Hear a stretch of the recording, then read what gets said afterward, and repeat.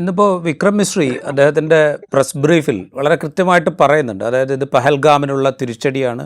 അതുപോലെ Indian intelligence ഏജൻസികൾക്ക് ലഭ്യമായ വിവരങ്ങളനുസരിച്ച് കൂടുതൽ ആക്രമണങ്ങൾ നടത്താൻ വേണ്ടി പാകിസ്ഥാൻ കേന്ദ്രമായി പ്രവർത്തിക്കുന്ന ഈ ഭീകര സംഘടനകൾ ശ്രമിച്ചു വരികയായിരുന്നു. അത് തടയുക എന്നുള്ളത് ഇന്ത്യയുടെ അധികാരമാണ്, അവകാശമാണ്. അതിനുവേണ്ടി കൂടി ലക്ഷ്യമിട്ടിട്ടാണ് ഈ ആക്രമണങ്ങൾ നടത്തിയത്.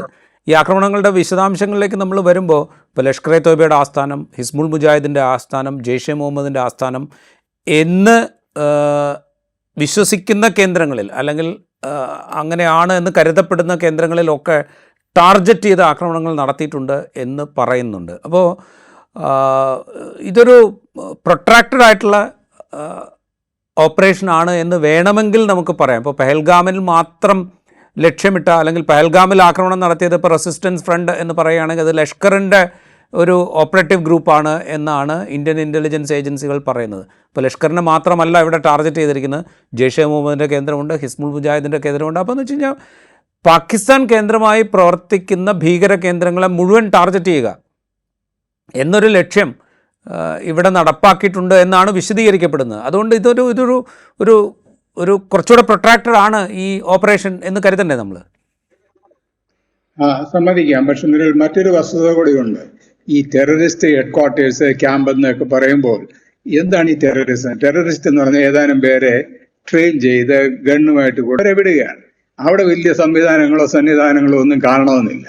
അവിടെ ട്രെയിനിങ് കൊടുക്കുന്നുണ്ട്. അല്ലെങ്കിൽ ഇത് എങ്ങനെയാണ് ഉപയോഗിക്കേണ്ടത്, എങ്ങനെ ചെറിയ ബോംബ് ഉപയോഗിക്കണം, എങ്ങനെ ഇത് ചെയ്യണം.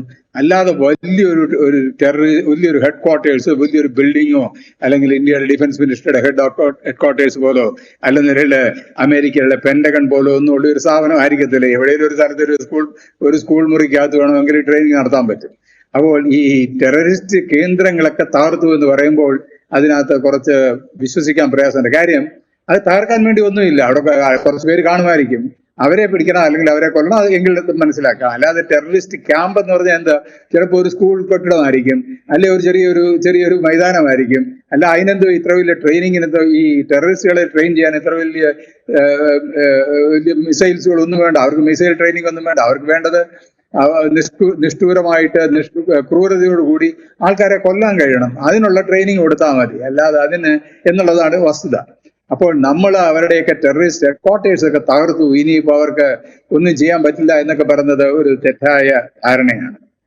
ടെററിസ്റ്റുകൾ ഉണ്ടെങ്കിൽ അവരെ കൊല്ലണ്ട എന്ന് ഞാൻ പറഞ്ഞില്ല, അവരെ ആക്രമിക്കണം വേണ്ട എന്ന് ഞാൻ പറയുന്നില്ല. പക്ഷെ ടെററിസ്റ്റ് കേന്ദ്രങ്ങളൊക്കെ തകർത്തു എന്ന് നമ്മൾ പറയുമ്പോൾ അതിനകത്ത് വലിയ അർത്ഥമൊന്നും ഇല്ല എന്നുള്ളതാണ് ഒരു വസ്തുത. ഇപ്പോൾ നമ്മൾ അവിടുത്തെ എയർപോർട്ട് തകർത്തു, എയർപോർട്ടിലെ കിടക്കുന്ന പ്ലെയിനുകളെല്ലാം തകർത്തു എന്ന് പറഞ്ഞു കഴിഞ്ഞാൽ അതിനകത്ത് മനസ്സിലാക്കാൻ പറ്റും അവിടെ ഭീകരമായ ഡാമേജ് ഉണ്ടായി. ഇപ്പോൾ ഒരു 10 പ്ലെയിൻ പോയി കഴിഞ്ഞാൽ ഭയങ്കര നഷ്ടമാണ്.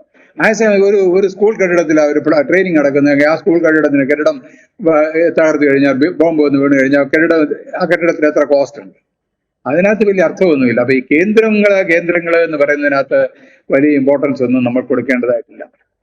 എങ്കിൽ തന്നെയും അത് ടെററിസ്റ്റ് കേന്ദ്രങ്ങളാണ്, അല്ലെങ്കിൽ അവരുടെ ഹെഡ് ഓഫീസ് ആണ് എങ്കിൽ അതിന്റെ സൈക്കോളജിക്കൽ എഫക്റ്റ് ഉണ്ട്, ഇല്ലെന്ന് ഞാൻ പറയുന്നില്ല. അപ്പൊ ആ സൈക്കോളജിക്കൽ എഫക്റ്റിനെ നമുക്ക് വെൽക്കം ചെയ്യാൻ പറ്റും.